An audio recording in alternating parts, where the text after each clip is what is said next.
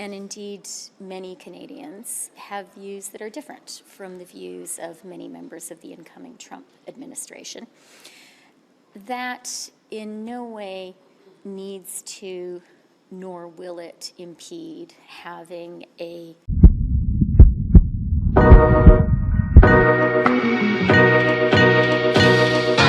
I don't think Chrystia Freeland actually gets it yet. There was a time that people were paying attention to her, not necessarily just because of the stuff that she was saying, it's because when she's in public, strange things would just happen.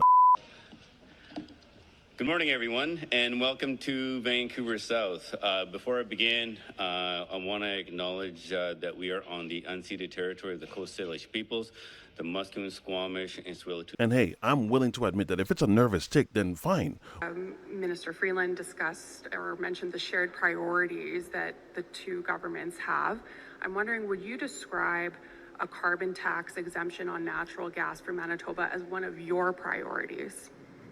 I think our priority today is to share the news with Manitobans that your federal government, your provincial government are working together to put people to work. I think Or she could just be distracted while searching the papers while Trudeau is speaking.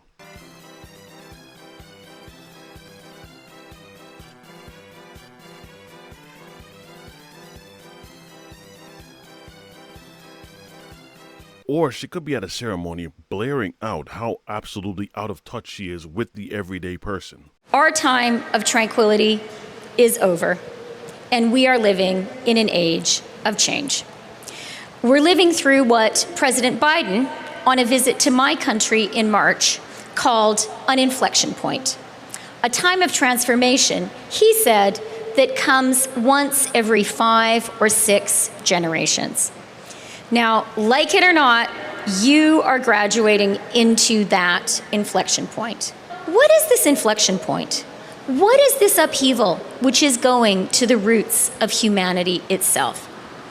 There are many ways to describe this transformational moment, but I think they all come down to one fundamental question. Does capitalist democracy still work? That's the question being posed around kitchen tables in my country and this one. No, it's not. Chrystia, it's not. No, it's not. So here she is again. We already know that she had a little situation with Donald Trump, but by situation, he didn't like her negotiation skills. And Canada's chief political negotiator seemed to rub Trump the wrong way. We're very unhappy with the negotiations and the negotiating style of Canada. We don't like their representative very much. In fact, Trump was so annoyed by Foreign Affairs Minister Chrystia Freeland and her negotiating that he went much further. The book reveals that Trump told Trudeau over the phone directly that Freeland is a, quote, nasty woman, a phrase he uses regularly to describe women he dislikes. The book also says Trump accused Freeland of talking about him to other leaders. So since the election, all countries have been kind of scrambling to determine what kind of angle they're going to go with the new presidency. Chrystia Freeland, who interacted with Donald Trump in the past, was asked this exact same question as to what direction the Liberals plan on taking when it comes to reasoning with Donald Trump for their own benefit. In short, y'all have very different ideas. What's the game plan to make this work? So I don't think it should be any surprise. The reality is that our government, and indeed many Canadians, have views that are different from the views of many members of the incoming Trump administration.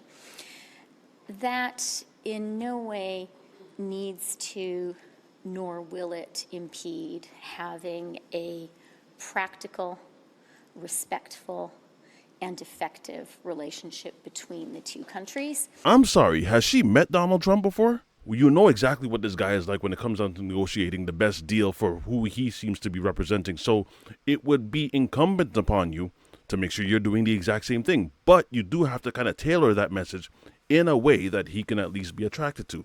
You know what the difference is between 2016 Donald Trump and 2024 Donald Trump?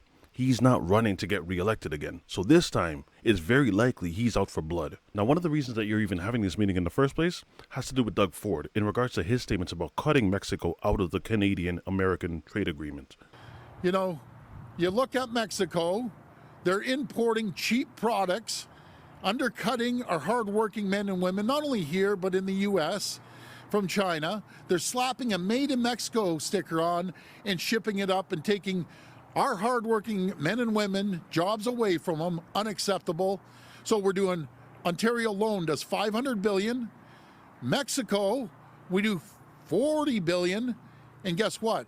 They import $36.5 billion into our country. So they export 36.5 out of 40, and we export $2.5 billion. It's ridiculous. And they're undercutting the market. So what I'm proposing to the federal government, we do a bilateral trade deal with the U.S. And if Mexico wants a bilateral trade deal with Canada, God bless them. But I'm not going to be drawn down with these cheap imports taking men and women's jobs from hardworking Ontarians. Cheap imports. Feisty words. Ticker jibs! Ticker jibs! They took our jobs! Yeah! Ticker jibs! They took our jobs!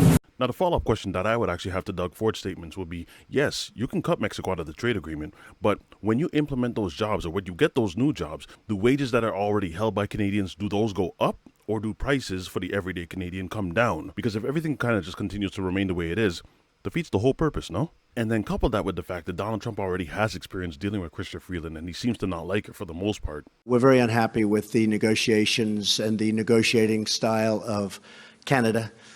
We don't like their representative very much. The book also says Trump accused Freeland of talking about him to other leaders. Those leaders are snitches. She's definitely going to have her opportunity again to discuss with them. So in the future, for the sake of the country, I hope this time it goes well.